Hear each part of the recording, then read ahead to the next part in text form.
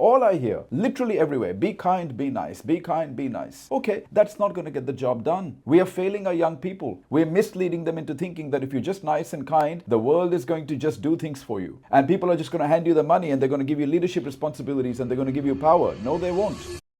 Dangerous not in the way of harmful to others, but being the type of person that can't be harmed, person that can't be messed with.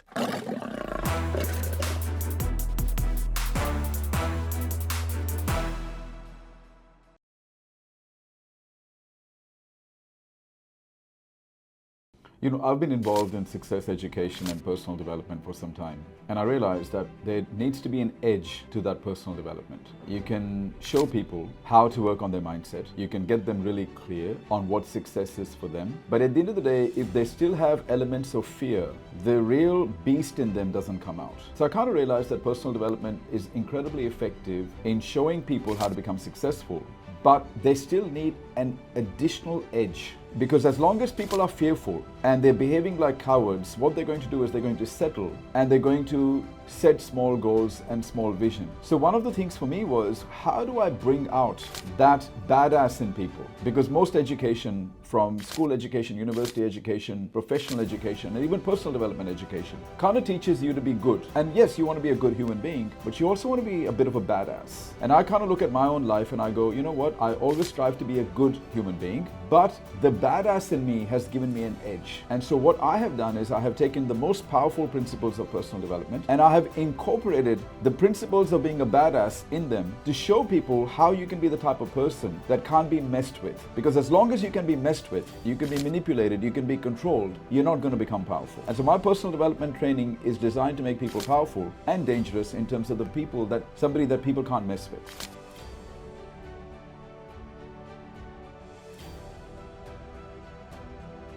Well, that's one way of looking at it. One way of looking at it is say, hey, if you're dangerous, you're harmful. But the other way of looking at it is if you're dangerous, you are revered, you're respected. I mean, you look at the lion as an animal, right? The lion is dangerous. But when you go to the zoo, you want to queue up to see the lion. You don't want to queue up and see the most domesticated animal. You may like the domesticated animal. You may trust the domesticated animal to not harm you. But if you really want to get the job done, if you really want to see a powerful, magnificent being, you go and queue up to see the lion. So the lion is a dangerous animal. It's a revered animal. The word revere basically means somebody that we respect and admire from a distance. Now the thing is, when I look across all the type of education, there are lots of coaches out there, there are lots of trainers out there, there's lots of books out there, there's lots of motivational speakers out there. What are they all teaching people? Of course, they're all improving people's lives in some shape or form, but I want to show people how to be the type of person that is not easy to mess with. Just like a lion and tiger is not easy to mess with. So the problem is our entire societal structure is making people into compliant, obedient people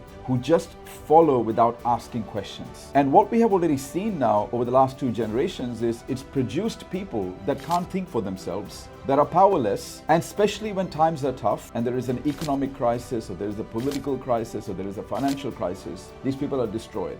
So I wanted to come in from a different angle. How do I make these people dangerous badasses when they need to be? It doesn't mean that they have to be bad to people. It doesn't mean that they have to manipulate people. It doesn't mean that they have to control people and cheat people. No. What it means is they need to become the type of person that can't be cheated, can't be lied to, can't be deceived, can't be conned.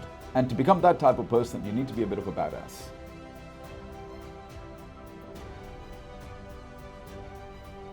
I don't even know if I'm actually training people to be nice. I'm actually training people to be good. And so what is good? Good is somebody that you can rely on. Somebody who's going to get the job done. Somebody who's incredibly skilled and competent. Those are good people, right? Because they're the people who have built buildings and cities and governments, and they're the people that do it, right? So they're the good people. Or would you really put your trust, would you put your future in the hands of somebody who's nice, but incompetent and unskilled? Somebody who can't get the job done, right? So the problem is the way society has now been conditioned to see the nice people as the noble people and completely undermine the good people, because the good people may not be nice, but they're firm, they lead, they do the right thing, but they're not people pleasers. So what's happened is now as a society, we think, that person is a nice person because they're a people pleaser. But when it actually comes down to it, when you're going through a crisis, let me tell you, when you're going through a major crisis, when your life or your well-being or your future or your finances are under threat, you can't rely on these people because they're only good in speech, not in action.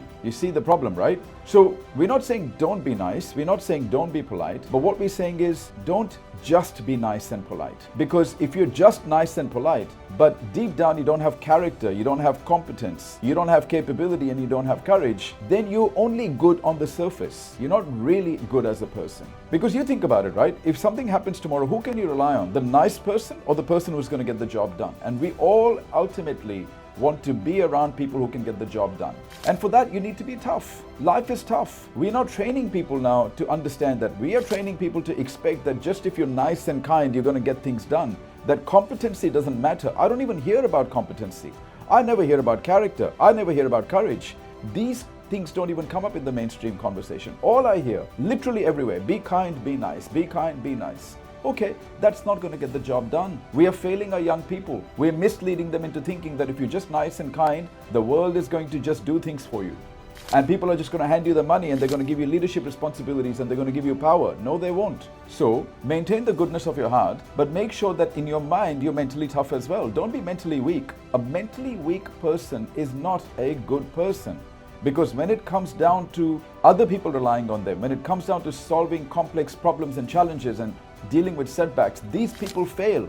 So what's the point of being that kind of person? I don't want to be that kind of person. And there's already so many out there. And what are they doing? They're not doing anything. They're never the ones that make the world a better place. They're never the ones that actually change the world. Because think about it as well. What is their primary motivation for being nice? Is it to change the world or is it to be liked? Exactly. So the primary motivation is self-driven. And we don't talk about that enough. I don't think we even understand the fact that nice people become really, really nice and they don't speak up and they don't stand for what's right because they don't care about what's right. They don't care about fixing the world. All they care about is being liked. Little old me, can you please like me and accept me? It's pathetic. I don't buy into that philosophy and I teach people not to buy into that philosophy. I'm not telling everybody to follow what I'm saying, but I'm saying if you are fed up of being pushed around, manipulated, lied to, used, abused, neglected, maybe it's time to change the way you think.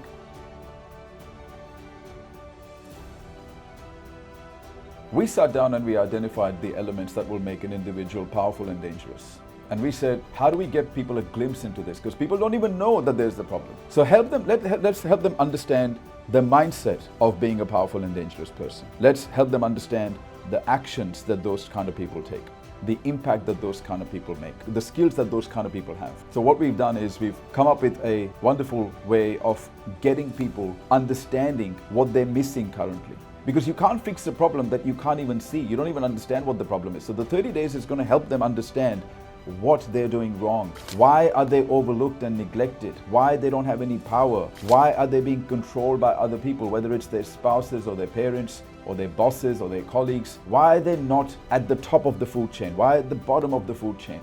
So this 30-day framework is incredibly powerful. It's going to help them understand where their dormant power is. Now, human beings are very powerful, but not everybody lives into that power because for most people, that power is sitting dormant. In this 30 days, they're going to understand where that power resides, how to tap into it, how to express it, how to leverage it. Look, the first thing that has to change is the mind, because ultimately our behaviors and our decisions are a reflection of the mental programming that we carry. The first thing we've got to do is change the mental programming from being this submissive, compliant, obedient, rule follower blindly. We're not saying don't follow any rules. We're saying just don't blindly follow rules. Understand first whether the rules are designed to control you or to empower you. So the first thing is changing the paradigm to go from being a blind follower to being an empowered leader, helping them understand their own mind. So that's the first step.